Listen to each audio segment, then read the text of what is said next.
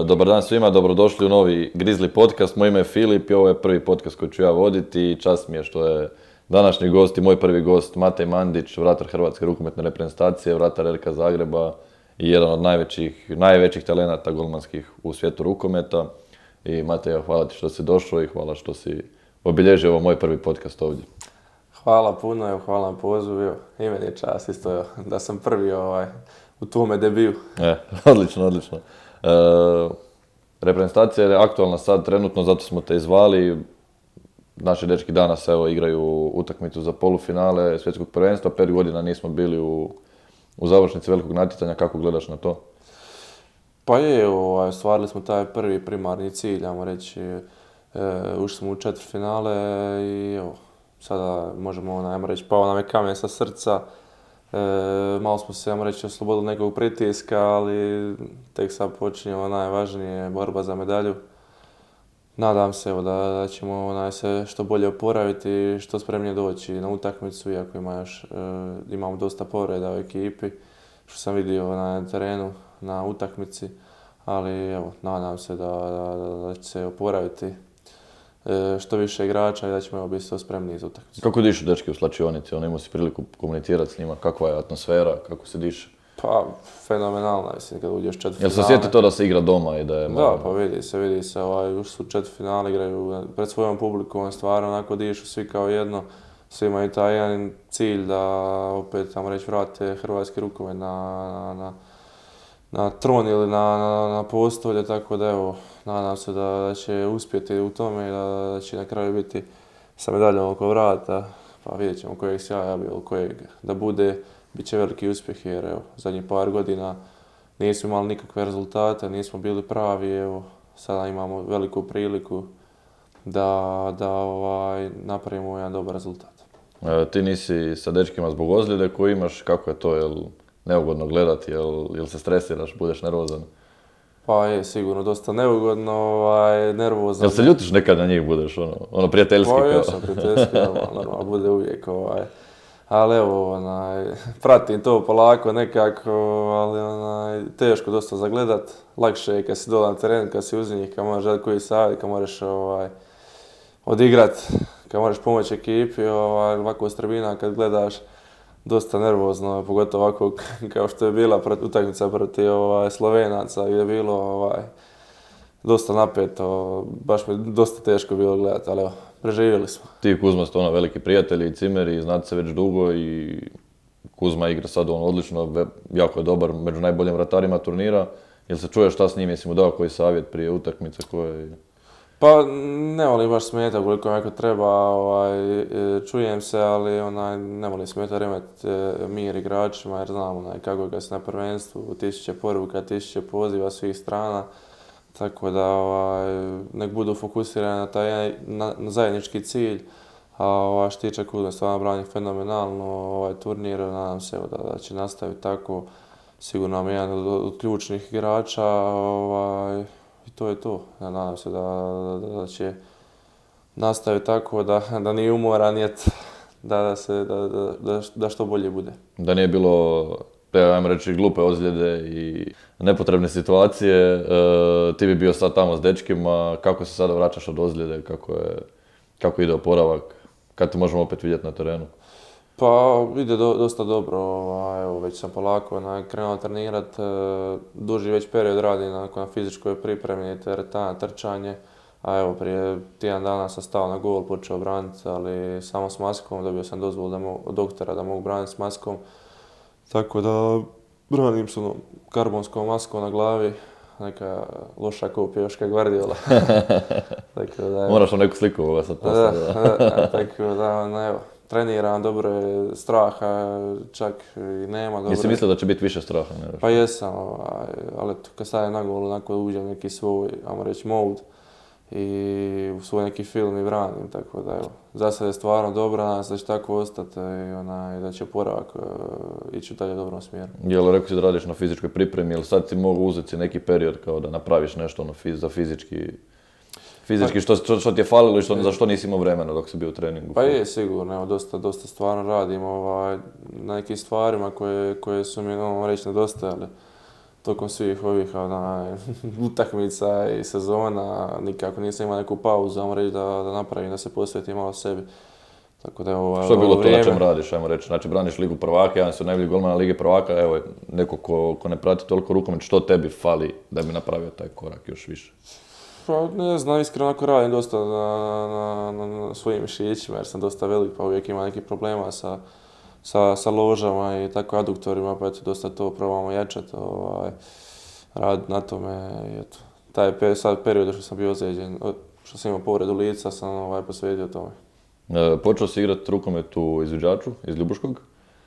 To je po meni i jedna od najboljih škola s ovih prostora za proizvodnju rukometaša. David Mandić je od tamo, ti si od tamo, Ivano Pavlović je od tamo i koja je tajna toga? Zašto baš evo Ljubuški? Zašto, recimo, specifična su mjesta koja imaju, recimo, gdje je rukomet poznatiji od nogometa, gdje djeca igraju više rukomet nego nogomet. Kako dođe do toga? Pa evo, ne znam, mislim, Ljubuški je grad koji je oduvijek bio, ajmo reći, nekako, kad je sport, uvijek je bio taj nekako rukomet iz davne prošlosti.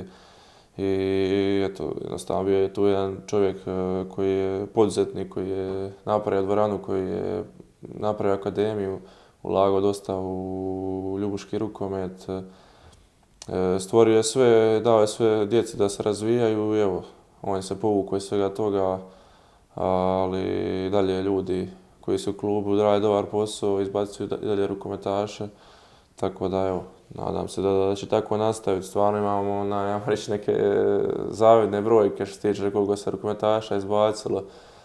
Ne samo za Hrvatsku, već za Bosnu i Hercegovinu. Stvarno jako velik broj igrača i kažem, nadam se da će i dalje se djeca razvijati kako treba. Što vidim... Je li to do pristupa djeci od trenera ili do možda nekih genetike? Pa ima i genetike dosta, znam si dole onako, skoro svi koga god pitaš je trenirao rukomet, kako svi su u sportu i... Kršni momci. Da, Hercegovci, pravi. Tako da eto, ne znam, vidjet ćemo. Dobro. Prešao si iz Ljubuškog u Zagreb, tu si se isprofilirao, ajmo reći, najbolje bez podcjenjivanja prema ikome, ali trenutno da nije bilo te ozljede, bio bi u reprezentaciji među najboljih hrvatskim golmanima si. I kako gledaš na to di si sad u karijeri i što ti je neki daljnji cilj, ajmo reći? Pa sigurno sam zadovoljan ovo što sam napravio do sada. Jesi planirao prije 5 godina biti ovdje di si sad? Pa imao sam visoke ciljeve, iskreno, onako, znao sam koliko vrijedim i sigurno sam ciljao visoko. Sad, vjerovao sam u sebe i evo, isplatilo se sve to.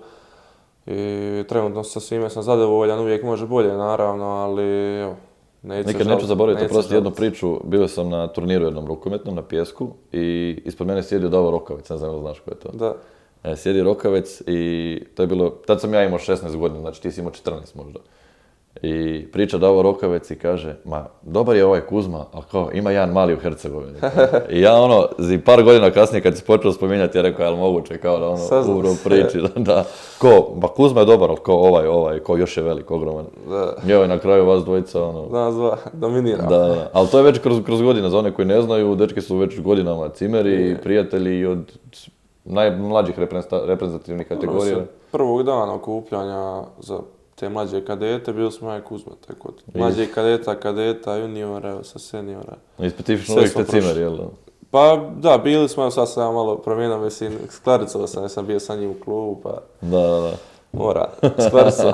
I kako on reagirao na to? Pa, normalno, to je normalna stvar. Svi mijenjamo uvijek. Da. Svak mijenja cimere uvijek, skoro uvijek. Jel se to dogovarate ili neko? Ma, dogovorimo se, nekad s neki, nekad s ovim. Ali evo, sad sam zadnje vrijeme s Klaricom, pošto sam u klubu, dosta provodim vremena sa njim, pa eto. Kako gledaš novu sezonu Zagreba? Nije baš kao prošla? Pa, nije kao prošla, malo dosta teška, ali teža puno skupina nego prošle godine. Mi nismo u formi ekipno, vam reći, kao prošle godine.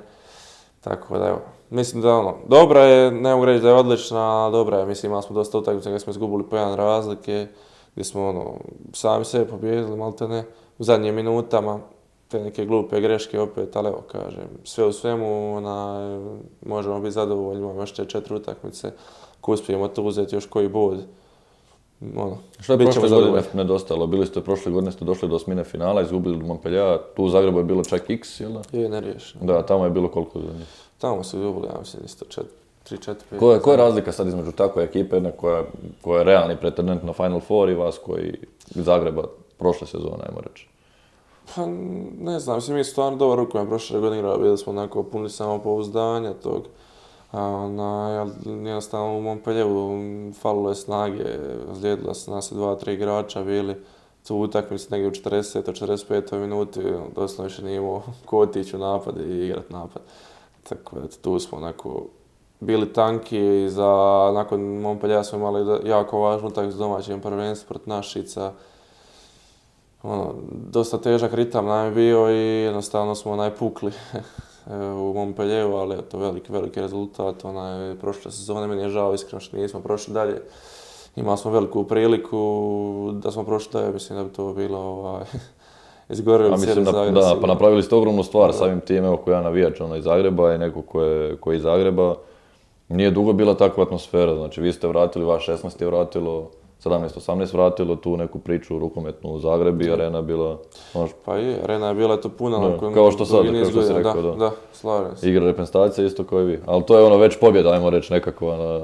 Pa normalno da je, mislim, vratiti... Nekog sportskog dijela nije, ali s nekog društveno odgovornog je stvarno velika stvar. Da. Dobro, ove sezone što šteka? Došlo do promjene trenera? Došlo do promjene trenera, to je jednostavno a mislim s Andrijom smo stvarno napravili super rezultate i stvarno ko čovjek i trener. A mogu reći sigurno jedan mojih najboljih trenera, najdražih što mi je bio u karijeri. Žao mi je što je se desilo što dobio otkaz, ali mislim to je život trenera. Danas je tu, sutra nisi. Tako da evo sad nismo bili pravi s njim i evo sad smo promijenili trenera, sad smo tu s Petkovićem. Kliknulo je za sad dobro, pobijedili smo Magdeburga kući. Je li velika razlika? Nikolić je trener koji ajmo reći moderan, nekako ima bolji pristup igračima, dok je Petković ona stara škola koja voli drill. Pa je, drugačiji su dosta, što se rekao, Petković je starija škola, Andrijana, vam reći moderniji mlađi trener, dosta se vidi razlika u svemu tome, ali svaki ima svoje i mi naše da radimo, slušamo i eto, sasvim dobro je i sasvim ok je trenutno.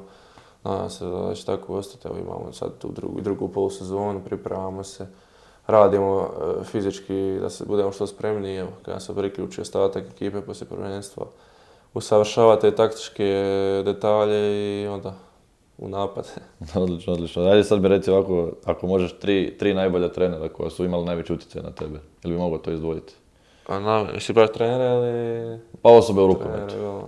Ajde, osobe u rukometu. A da nisu igrači, da su Pa ne znam, mislim Ljubuško imam, eto. Milan Tolić, trener golmana, on je u mojim mladim danima sigurno dosta pomogao, naučio me dosta. Pa i Toni Čolina i evo, Andrija Nikolić. Može. Koji su neki tvoji, ajmo reći, sad van toga igrački, kako to ide i koji su realni ciljevi, koji su neki dječačke želje igrat rukomet? Gdje, kako, kada i... Pa iskreno nemam baš neke... Je li Bundesliga cilj, ajmo reći? Pa je, mislim, ne znam ni ja iskreno, nema baš neki primarni cilj, ali evo, volio bi igrati nekom velikom klubu, to mi je san. Bio to, ne znam, Kiel, Barcelona, Magdeburg, ne znam ko, ali volio bi jednog dana da budem tako u nekom klubu i da probam svoje neke trofeje na klubskom nivou. Nadam se da će to biti što skorije vrijeme, radim sve na tome da budem tako u nekom ekipi. Tako da evo, nadam se da će biti tako. Komentaš šta bi bio, jel znaš, imaš ideju? Ja? Da. Pa ne, konobar neki, šta će biti? U amfori. Da. Daj mi reci ovako, kad si došao, igrao si u Ljubuškom i dođeš do Lige prvaka, jel te iznenadio razina na kojoj su, ajmo reći, igrači koji igraju Ligu prvaka? Pa je. Kad si prvi put igrao, ne znam, protiv Pitlika, protiv Gicela, dobro Gicel tad igraš u Goodmeu. A bilo je dosta velika razlika, trebalo mi je da... Jel bude kad ti prvi put nekoga zašije, bude ok, ovo nije... A da nije toliko dok šute, više dok se ti navikneš sve to drugačije ti, znaš. Ljubuško, ako sam bio igraš Premier ligu, igraš protiv ekipa koje su ono, dosta kvalitetom, to je poluprofesionalizam još nije niže nego Liga prvaka. Ja kad sam došao trebalo mi dosta vremena onako da se naviknem na treninge i na disciplinu tu neku. Jesi bio impresioniran nekim igračima? Pa jesam, ono, kad sam tek došao i Gojunom i Čupićem i Musom, tada su oni bili svi u ekipi. Onako, gledao sam ih dosta s poštovanjem velikim i dosta sam učio od njih. Veliki su onako radnici, borci. Ne vole gubiti, što su predstavljali do nas dosta mlade u slačionici i dosta sam učio stvari od njih. Pričali smo sad o tome da se vama na treninzima sad dok su sa reprezentacijom ostali pridružili mlađi dečki, jel možeš ti imati takav utjecaj možda na mlađe, jel vidiš da te respektiraju već sad, iako nije velika razlika tu, ali ono... Pa ima dosta mladi sad, kako su dosta igrača s reprezentacijom, dosta mladi nam se priključilo iz druge ekipe, mislim da već duže vrijeme treniraju sa nama. Pa poštuju nas, oni svi svakog respektiraju sad, naravno da gledaju na nas sigurno malo s većim poštovanjem, gledaju kako mi radimo sigurno i kako treniramo, tako da probamo ostaviti mi dobar dojam. Da se vratimo sad malo na Ligu prvaka, malo sam skrenuo s teme, ali Liga prvaka je trenutno najbolja 3 golmana po tebi u tom natjecanju. Pa evo, ne znam, Emil Nilsen sigurno broj 1. Stavio tu i Hernandeza iz Magdeburga, koji ove sezone stvarno brani super. I ne znam, koga bi još iskreno. I ti. Ja bih se rekao da ti sad kad gledaš realnu sliku. Da, realno. Ne znam koga još mogu staviti, majke. Evo, završamo tu s tobom, to je to. Mislim da je to realno. Ne znam, da, ajde. Jedan novinarski pristup da si ti tu sigurno. Ajde, ne znam. Jel ti zanimljiv Nilsen, ovako kako ono Buckova brani, tako? Pa meni je on trenutno onako najbolji na svijetu, iskreno, stvarno, s tom svojom fizikom, kako izgleda, onako da se retneš na ulici. Ne bih pomislio da je sportaš, ali stvarno svoje tijelo, svoje postavljanje koristi na maksimalno dobar način i stvarno brani fenomenalno, u odličnoj formi već zadnjih nekoliko mjeseci i stvarno brani fenomenalno. Eto. Jel bi ti svoj stil branjenja malo, jel prilagođavaš svoj stil branjenja? Ili ti uvijek isti? Pa većinom isti, mislim, prilagođen s nekim igračima, nekim šuterima, ali većinom furam svoj džir. Odlično. A na prvenstvu recimo neki najbolji golmani koji su te impresionirali sad? Sad trenutno, pa isto Nilsen, evo, Kuzma. Je li bilo neko iznenađenje od igrača i od golmana koji nisi očekivao da će tako dobro igrati? U nas ili općenito? Pa evo i u nas i općenito. Pa ne znam, iskreno. Pratim samo nas, ako ćeš iskreno, pogledao sam još par utakmica, ali ne pratim baš previše, imam dosta treninga, pa ne stigam ni pogledat ništa. Tako gledam samo nas, a u nas znam koliko svi vrijede, tako da, a igraju svi više manje dobro. Igraju svi više manje, u nas stvarno fenomenalno igraju svi. Svi su ispunili očekivanja. Odlično. Daj mi reci ovako, ajde malo još to o povratku te ozljede, to me zanima. Ne smiješ braniti s maskom, ne smiješ utakmice braniti s maskom. Da, ne smije u pravilima i IHF-a i... Dobro, a sad ti imaš tu masku i recimo da te lopta ide u glavu. Jel to štiti, zaista ili ono čisto? Je, pa mislim, tako kaže, doktor kaže da je. Nisi još? Nisam još dobio nijedan udarac u glavu, hvala Bogu, sam na kostne, tako. Ali kaže doktor da mi ne može ništa biti ako dobijem udarac u masku. Tako da, eto, siguran sam, valjda, vidjet ćemo šta će vrijeme pokazati. Psihički, to me zanima, prvo kad sam vidio šta se dogodilo i kakva ti je ozljeda i sad vraćaš se na teren i psihički sam bio kao ok, ovo će biti jako teško. Pa svi su mislili, svi su govorili da će biti teško i očekivali su svi, ali ja sam prvi dan, čim sam stao na gol, trener Petković i pomoćni trener i trener golmana, svi su mi došli i rekli da baš dobro izgleda na golu, da sam isto ako prije, tako da evo. Nadam se da će tako ostati, normalno treba dignuti formu sve nakon 2 mjeseca bez gola. Sigurno da fali osjećaja i svega, ali eto, sad sve želim dobro branim, čim malo se umorim, bit će kanal teški. Jel se osjeti da nisi trenirao na jedno vrijeme? Ma vidi se, mislim izgubim osjećaj na golu, ne znaš di ti je gol iza leđa i tako. Neke lopte prolaze, još kako ima sad tu masku na malo mi smeta onako, kad prema gore gledam, kad mi ide, naprimjer, lobi ili suhi listak, Da. i onda malo slabije onako vidim, ne mogu baš ispred pogled gore, znaš, onda malo mi to zeznuto, ali evo, Kako ti je navikli bilo se. kad nisi trenirao, šta si radio? Šta ću radit, ležao, Jesi igrao Playku ili? Gledao neku seriju ili nešto, Pa, mislim, šta si dobro pogledao u tih koliko već si morao, mislim, ja mislim kak bi meni bilo da me neko stavi sad odjednom da ležim koliko, 2 bar tjedna, da ne znam šta bi radio. pa mislim da dosta mi je dolazilo su igrača, imam dosta rodbine tu u Zagrebu, onda ti prvih 2 tjedna onako uvijek svakog dana sam imao neke goste, reći, stvarno. Pa se dosta druže s svima, i to mi dosta pomoglo onako psihički. Skrenuo sam misli na neke druge stvari. Jer uvijek pričao i družio se, što ja sam takav lik. Volim dosta se družiti s ekipom i da mi je dosta to stvarno pomoglo. Kako su dečki reagirali na tvoje ozljede? Su bili ono... Pa dosta je se cijelu ekipu pogodilo, mislim, klub, ekipu. Baš se vidjelo na njima onako... Mislim li ti neugodno pričati o tome, ili ono... Pa sve okej, mislim, govorim kako je. Da. Dosta su onako bili pogođeni, još dosta mi je... Cijela skoro ekipa je došla u bolnicu onako da me vidi. Bila sa mnom do, ne znam, 3-4 ujutro. Nakon toga što se dogodilo. Tako da eto. Dosta je pogodilo i vidjela se to u Barceloni kad smo igrali da su bili onako... Da, pa je, pa mislim, ono, javnost je općenito pogodila kamoli njih, ono. Da. Tako da eto. Ali eto, preživjelo se. Dobro si to. Da.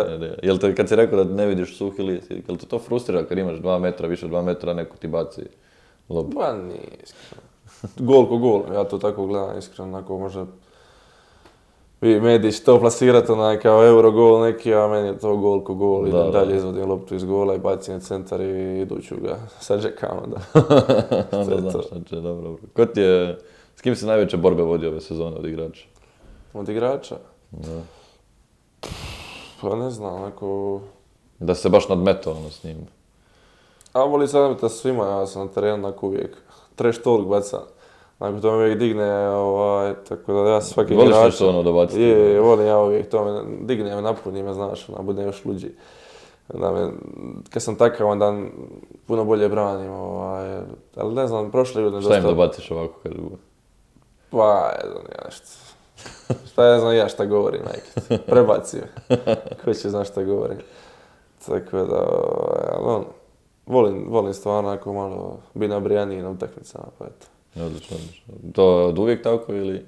Pa je, uvijek sam bio onako, mislim dok sam bio mlad, ali bio sam uvijek onako malo više... Bezobrazno. Da, drzak. To je sportska drskost. Kako ti rekao od svojih suigrača da je isto tako, sličan kao i ti po ponašanju? Pa ima i dosta. A Srna, Glavaš, oni dvojica su dosta slični. Gojun. A ima, ne znam. Podizač atmosfere. Najljubimiji korak, sve smiruje, uvijek. A Klarica, vrati. Da, Ne drže mu se pulsi. Strašno. Je. I ko je onda bolji cimer, Klarica ili Kuzma? Pa daj se. Ne mogu to govoriti. Ko je urednik? A uredni? Nismo mi baš neke urednosti, iskreno niko. Ko da je bomba pala svako usa. Ko se prije budi? Ko se prije budi? Pa mislim da to je isto čak. Ma svi se budimo onako 10 minuta do doručka, prema zube i na doručak. A niko Ko ima neke posebne? Baš sat vremena prije. Možda neki stariji igrači, ali mi mladi spavamo svi baš. Ko ima neke posebne rituale ovako? U Zagrebu, eto, u Zagrebu. Da je. Zagreb? Pa u Zagrebu iskreno ne znam da ima iko, ali reprezentacije Kuzma, brate, strašno koliko rituala. Jednom i on treba doći jednom u podcast i onda mi je rekao da ne mogu, da je na nečemu. Ja se dan danas ne mogu sjetiti šta. I onda je poslao sliku nečem šta noge mu stoje ovako, razvučene. Da. Ja rekao i kaže ne mogu se ustati, ne mogu doći na to. Ne znam kako se zove to. Nemam pojma, iskreno. Ali ima on... Ti to ne konzumiraš. Ma ništa, stara škola. Ovo je moderni dečko iz Zagreba. Da, a ja sam dole s kamena. Dobro. A ko tebe od igrača zna i tako baci nešto, neki trash talk pa te... Jel bude? Jel te izbaci neko iz takta? Pa nije čak nikad. Ma mislim, ja igram utakmicu neko ja sam u nekom svome filmu. Pa ne doživljava nikoga, onaj. Šta ti prolazi glavom kad ti utakmici? Kažeš u svom filmu i... Pa ništa, unutra se samo. Samo razmišljam o utakmici, gledam gdje je lopta i igrač i kako ću obraniti loptu, ono. Tako da, ono, dosta puta ne čuje ni publiku, ništa, ono. Kako je bilo igrati pred 15.000 ljudi, to me zanimalo u Zagrebu. Tada je stvarno bila odna atmosfera. Vidjeli smo da je pred 15.000 ljudi igrati, ono, glasno je, galama i vi ste igrali tako prošlu sezonu, dosta utakmica. Kako je to? Jel ti možeš uopće skomunicirati nešto s nekim na terenu?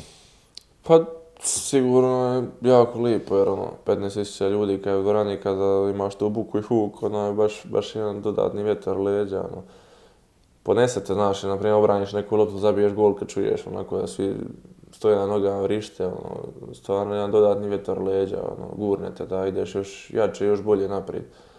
Tako da bile to... Jesi tih dana osjećao kao neke zvijezde i to po gradu?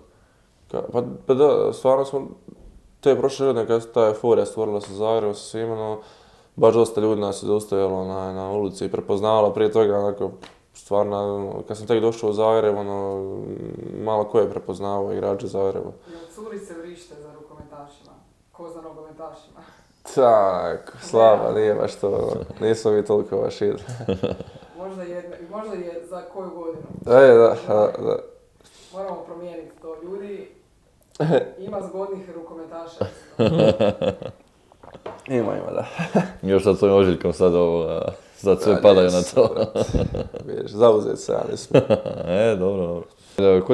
Ko su ti favoriti? Rekao si da nisi baš gledao, ali ko ti je nekako onako... Ko tebi igra najljepši rukomet?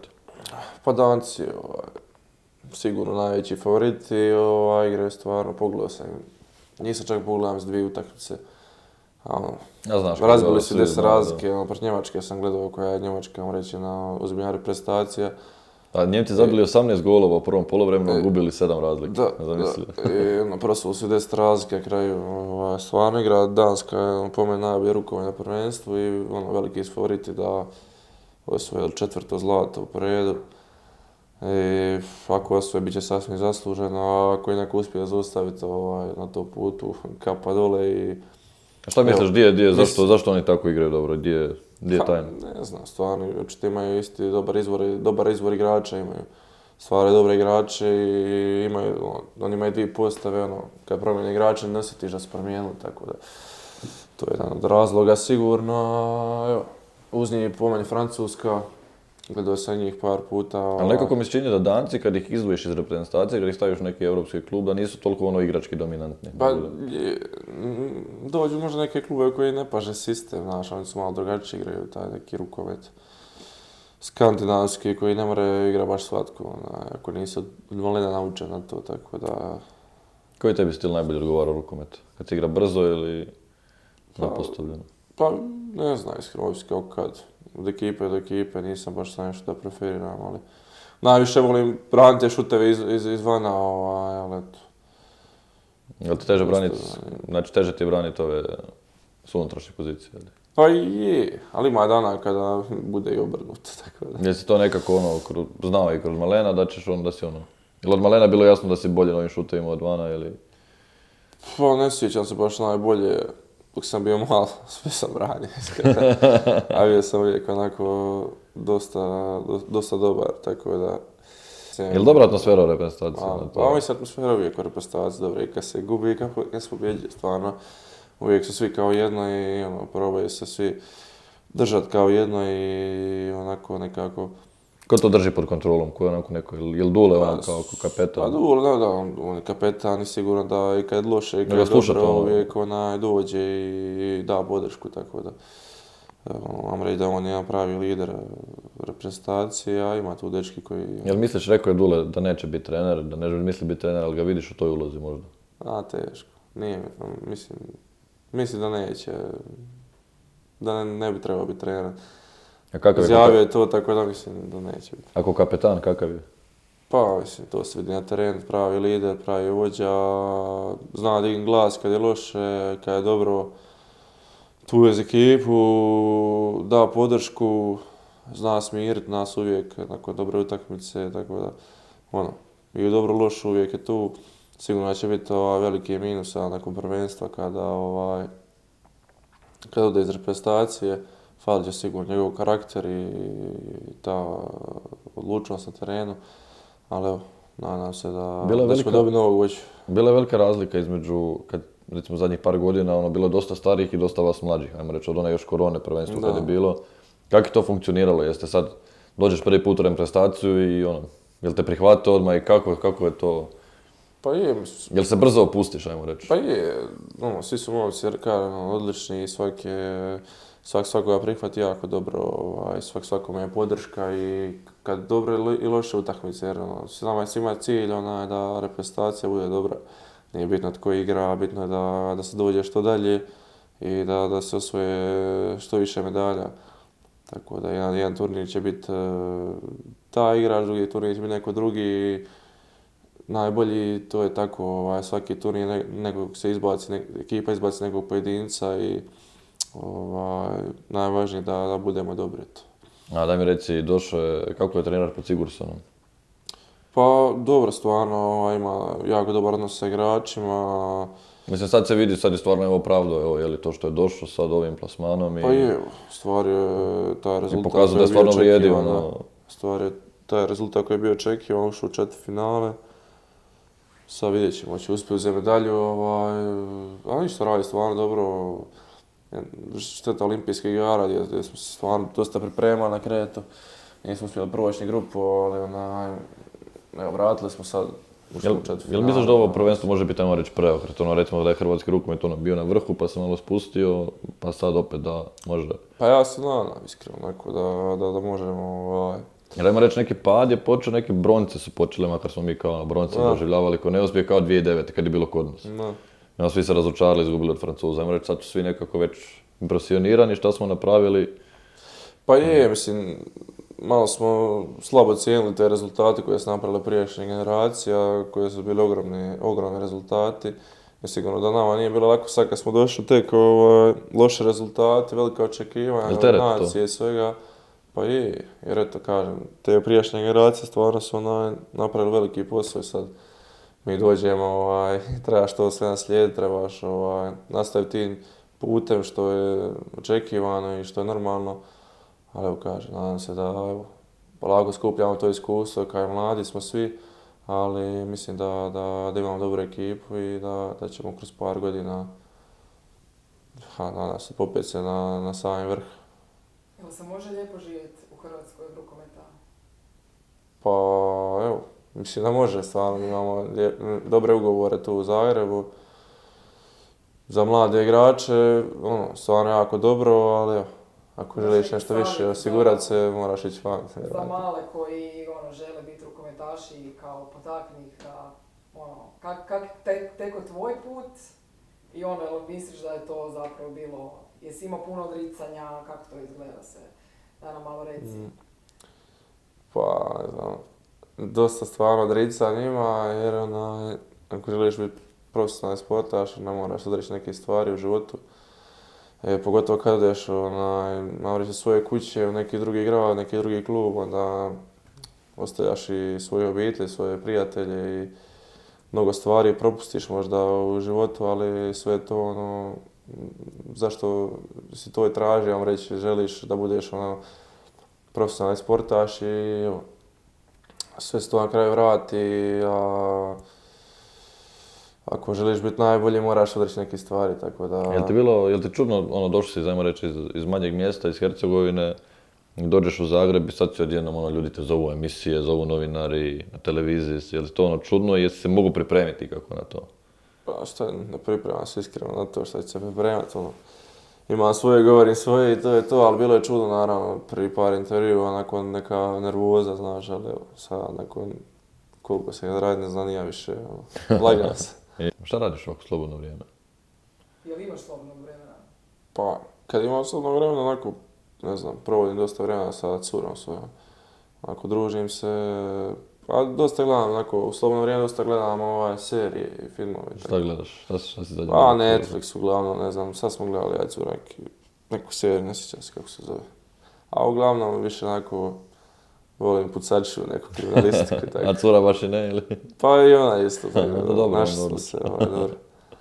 Tako da više akcijske neke, da se događa nešto. Je li se ono družite van terena? Ti Mi igrači? igrači, pa da, dosta vremena ovako. Poslije treninga uvijek idemo na kavu, ručak ili tako nešto.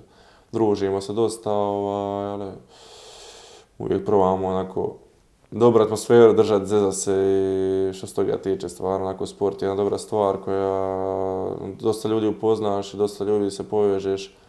Onako, ostaviš dobro si društvu i stvarno stekneš dobar krug ljudi s kojima se družiš do kraja života, malta ne. Koja ti, ajmo reći, gdje se vidiš za 5 godina? Gdje se Mate Mandić vidi za 5 godina? Pa nadam se u nekom dobrom klubu s nekim mirnim, lijepim životom. Nadam se da ću osnovati svoju obitelj i evo, da ću napraviti dobre rezultate za sebe što se tiče rukometa. Na klubskom nivou da ću osvojiti neka natjecanja i evo, nadam se reprezentacijama da ćemo u narednim godinama dignuti se i osvojiti što više medalja, što bi za mene najveći san. Jel bi se ikad vratio u Ljubuški živjeti? Kako je rekao Dule da će se vratiti u Zagreb jer je blizu Đakova, jel bi se ti tako u Ljubuški vratio? Pa sigurno, sad trenutno me vuče da živim dole, ali evo, ne znam šta će biti za sigurno 15 godina. Ako Bog da, kod djeca budu, vidjet ćemo šta će biti najbolje za djecu i sve, a evo, trenutno ja biti odmah ako treba, ali vidjet ćemo šta će biti, kažem. Odlično, evo. Jel bi jednog dana bio trener? Ne, kao trener, glavni ne bi bio, ali trener golmana bi bio. Pa to da. Trener golmana bi bio sigurno. Jel bi radio s mladima ili sa starima? Pa ne znam, bilo šta.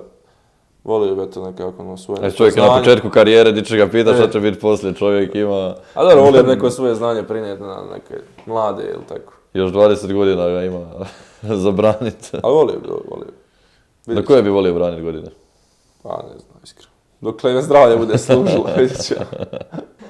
Hvala svima što ste gledali, hvala Mati što si došao, hvala Matea na pomoći ovdje i na tome što si sve ovo ti nama omogućila. Ništa, sretno ti u karijeri, sretno dalje, pratimo te i nadam se da će nam opet doći. Evo ruke. Hvala puno, hvala na pozivu. Vidimo se. Vidimo se, čao. To je to.